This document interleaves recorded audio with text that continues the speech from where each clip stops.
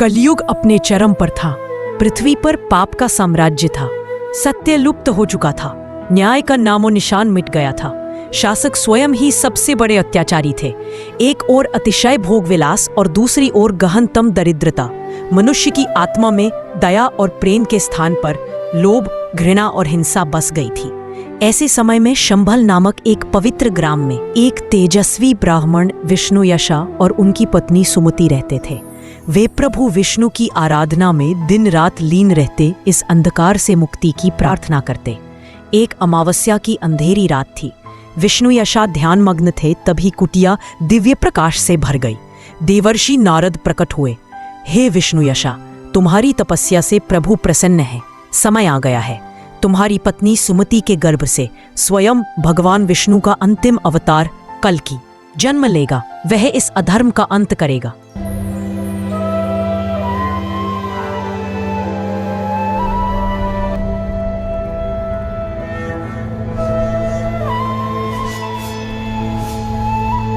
विष्णुयशा भाविभोर हो गए। 9 माह पश्चात एक पावन प्रभात को शंभल ग्राम में दिव्य शंख और मंत्रों की ध्वनि गूंज उठी। सुमति ने एक तेजस्वी पुत्र को जन्म दिया। जन्म के समय ही वह मुस्कुरा रहा था और उसने ओम का उच्चारण किया।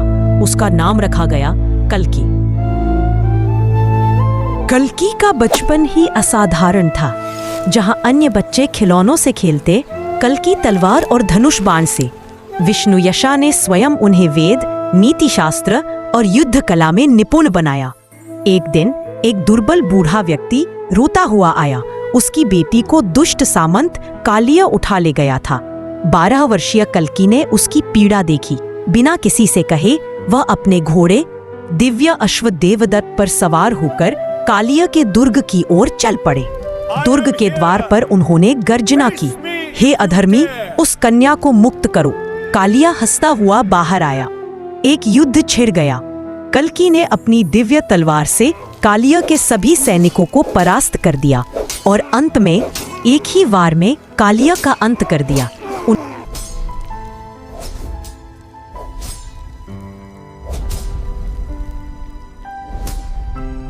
यह घटना चारों ओर फैल गई।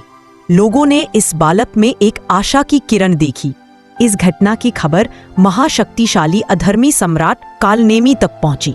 कालनेमी ने काले जादू और एक विशाल निर्दयी सेना के बल पर पूरी पृथ्वी पर आतंक फैला रखा था। क्रोधित कालनेमी ने अपने खूंखार सेनापति रक्तबीज को बुलाया। उस शंभल ग्राम और कल्कि को धरती से मिटा दो। रक्तबीज अपनी सेना के साथ शंभल की ओर चल पड़ा। ग्राम भयभीत हो उठा, पर कल्कि शांत थे। कल्कि अकेले ही रक्तबीज की सेना के सामने जा खड़े हुए। रुको अधर्मियों, युद्ध आरंभ हुआ। कल्कि ने अपनी तलवार से सैकड़ों सैनिकों को ढेर कर दिया। जब रक्तबीज स्वयं आगे आया तो कल्कि ने देखा कि उसके रक्त की हर बूंद से एक नया राक्षस पैदा हो रहा है। तब कल्कि ने अपनी दिव्य शक्ति का प्रयोग किया। उन्होंने एक ऐसा अस्त्र छोड़ा जो रक्तबीज के शरीर को जलाकर राख कर दे, बिना एक बूंद रक्त गिरे। रक्तबीज भस्म हो गया और उसकी सेना भाग खड़ी हुई। उस रात कल्कि को दिव्य स्वप्न आया। भगवान विष्णु ने उन्हें दिव्य नंदक, तलवार प्रदान की और सभी दिव्यास्त्रों का ज्ञान दिया।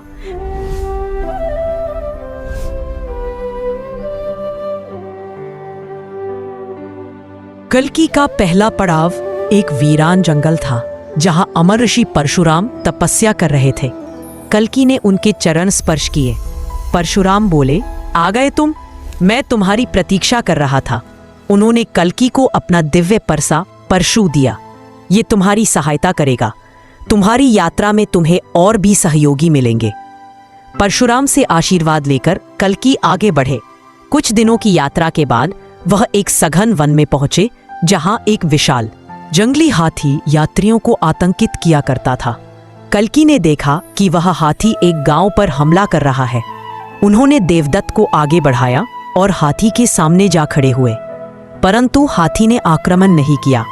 उसकी आंखों में एक अजीब शांति थी। वह धीरे धीरे कल्कि के पास आया और उसने अपनी सूंड उनके सिर पर रख दी।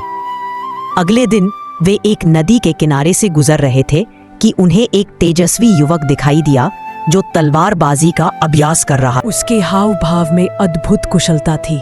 कल्कि ने उसकी ओर देखा और पूछा, तुम कौन हो वीर युवक? मैं उस दिन की प्रतीक्षा कर रहा हूं जब कोई धर्म का मार्ग दिखाएगा। अर्जुन की आंखों में चमक आ गई। उसने तुरंत हाँ कर दी। इसी प्रकार यात्रा करते हुए उन्हें एक और वीर युवक सुमंत मिला, जो शस्त्र विद्या में निपुण था और जिसके हृदय में धर्म के प्रति अटूट श्रद्धा थी। सुमंत भी उनके दल में शामिल हो गया। अब कल्कि, अर्जुन, सुमंत, श्वेत हाथी और देवदत्त घोड़ा, यह दल धर्म की सेना का केंद्र बन चुका था। जहां भी वे गए उन्होंने अत्याचारियों का सफाया किया और निर्दोष लोगों को मुक्ति दिलाई। उनकी ख्याति तेजी से फैलने लगी। दूर दूर से लोग उनकी सेना में शामिल होने लगे। एक दिन वे एक वीरान मैदान में डेरा डाले हुए थे कि अचानक आकाश में काले बादल छा गए और एक भयानक हंसी गूंजी। कालनेमी का एक और खतरनाक सेनापति मायावी अपनी जादुई सेना के साथ आ धमका। मायावी अदृश्य हो सकता था और भ्रम पैदा कर सकता था। अचानक चारों ओर अग्नि की लपटें उठने लगी। सैनिक भ्रमित हो गए।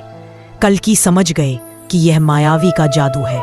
उन्होंने अपने दिव्य ज्ञान से प्रज्ञा अस्त्र का प्रयोग किया, जिसने सभी भ्रमों को दूर कर दिया और मायावी को दृश्यमान कर दिया। अर्जुन, सुमंत, कल्कि ने आदेश दिया। अब अर्जुन ने अपने धनुष से एक सुंदर वार किया, जबकि सुमंत ने अपनी गदा से मायावी पर प्रहार किया। कल्कि ने नंदक तलवार का वार किया और मायावी का सिर धड़ से अलग हो गया। इस जीत के बाद कल्कि की सेना का मनोबल और बढ़ गया। अब वे सीधे कालपुरी की ओर बढ़ने का निश्चय कर चुके थे और कालपुरी की ओर कूच कर दी। अंततः वह दिन आ गया। कल्कि की सेना कालपुरी के सामने जा पहुंची। नगर काले पत्थरों से बना था और हवा में पाप की गंध थी। किले की दीवारों पर कालनेमी की विशाल सेना खड़ी थी। कालनेमी स्वयं किले की सबसे ऊंची मीनार पर खड़ा था। उसके चेहरे पर एक शैतानी मुस्कान थी। स्वागत है कल्कि, तुम्हारी मृत्यु का उत्सव मनाने के लिए तुम सही समय पर आए हो। कल्कि ने उत्तर दिया, तेरा अत्याचार और पाप का अंत आज होगा कालनेमी। युद्ध की घंटा बजी। दोनों सेनाएं आपस में भिड़ गई। अर्जुन और सुमंत अपनी वीरता से शत्रुओं का सफाया कर रहे थे। श्वेत हाथी अपनी शक्ति से दुश्मनों को रौंद रहा था। कल्कि नंदक तलवार लिए आगे बढ़ रहे थे, मार्ग बना रहे थे। कल्कि को लक्ष्य याद था, यंत्र मंदिर। वह देवदत्त पर सवार होकर किले के भीतर घुस गए। रास्ते में कालनेमी के अनेक राक्षसी योद्धा आए, पर कल्कि ने उन सभी को नष्ट कर दिया। अंततः वो यंत्र मंदिर के सामने पहुंचे। मंदिर के बीचों बीच एक विशाल घूमता हुआ यंत्र था, जिससे काले प्रकाश की किरणें निकल रही थीं। उसे चारों ओर से एक अदृश्य ऊर्जा कवच घेरे हुए था। कल्कि ने अपना दिव्य धनुष उठाया और एक तीर चलाया, पर वह ऊर्जा कवच से टकराकर नष्ट हो गया।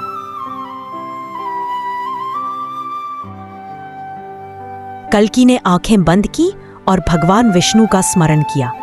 उनके हाथ में नंदक तलवार और एक अधिक उन्नत ऊर्जा से चमक उठी। उन्होंने पूरी शक्ति से यंत्र की ओर छलांग लगाई और तलवार का वार किया। धर्म की जय हो। नंदक तलवार ने ऊर्जा कवच को चीर दिया और सीधे यंत्र पर वार किया।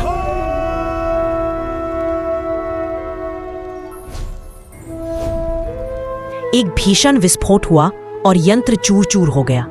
मंदिर के बाहर कालनेमी चीख उठा। यंत्र के टूटते ही उसकी शक्ति आधी हो गई। उसका आत्मविश्वास डगमगाने लगा। कल्कि मंदिर से बाहर निकले और सीधे कालनेमी के सामने जा खड़े हुए। अब तेरी बारी है कालनेमी। कालनेमी गर्जा, चाहे मेरा यंत्र टूट गया हो, पर मैं अभी भी तुझसे शक्तिशाली हूं। उसने अपना भयानक त्रिशूल उठाया और कल्कि पर टूट पड़ा। दोनों के बीच भीषण युद्ध छिड़ गया। कालनेमी काले जादू का प्रयोग करता तो कल्कि दिव्यास्त्रों से उसका मुकाबला करते। अंत में कल्कि ने अपनी नंदक तलवार ऊपर उठाई। आकाश से देवताओं के आशीर्वाद की एक किरण उस पर पड़ी और वह और भी चमक उठी। यह अंत है अधर्मी। कल्कि ने अंतिम निर्णायक वार किया। नंदक तलवार कालनेमी के सीने में उतर गई। एक ज्वलंत प्रकाश में कालनेमी चीखता हुआ जलने लगा और अंततः एक भीषण धमाके के साथ वहां वहीं भस्म हो गया। उसके मरते ही पूरी कालपुरी का अंधेरा दूर हो गया। सूर्य की किरणें नगर पर पड़ी मानो एक नए युग का सूत्रपात हो रहा हो। कालनेमी की सेना ने आत्मसमर्पण कर दिया। आपा को हमारी कहानी कैसी लगी कमेंट्स में बताएं। हमारे चैनल को सब्सक्राइब करें और बेल आइकन जरूर दबाएं। जय कल्की।